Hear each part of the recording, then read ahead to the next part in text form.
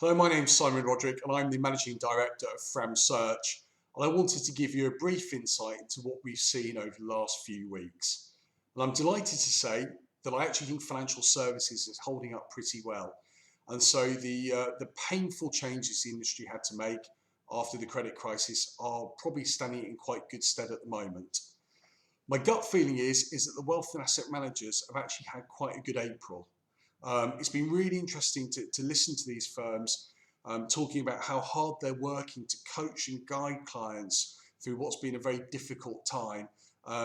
They're really making use of social media. They're producing a lot of articles and guidance so that the end client, I think, is really well informed about what their options are during the particular challenges of COVID-19. Private equity, I think, is going to do quite well. Private equity, there's been lots of talk in the newspapers around portfolio companies perhaps needing a little bit more money. But on the whole, private equity with tons of dry powder, I think will emerge from this situation well. And I think the lenders now are doing very well with the C-bill scheme and getting money out the door, and they're supporting British business where they can, which is fantastic news. I think on a more generic level, a few issues that firms will be considering moving forwards. I think every client out there is going to review its need for office space moving forwards. The sense I'm getting is that it's going to be very difficult for management teams to ask colleagues to come back to the office 5 days a week. Therefore, I think we're going to be moving much more towards hot desking and shared spaces where people can collaborate much better. So that's one area, and of course there's huge savings to be made there, which can be redeployed into people or indeed just improving the enterprise value of firms. The other area I think that people are looking at as well, at the moment they're making huge savings on variable costs, things like travel, and therefore that's naturally going to make them think as well about how their sales and distribution teams are organised. I think there might be a debate around the ratio of office-based staff versus those on the road.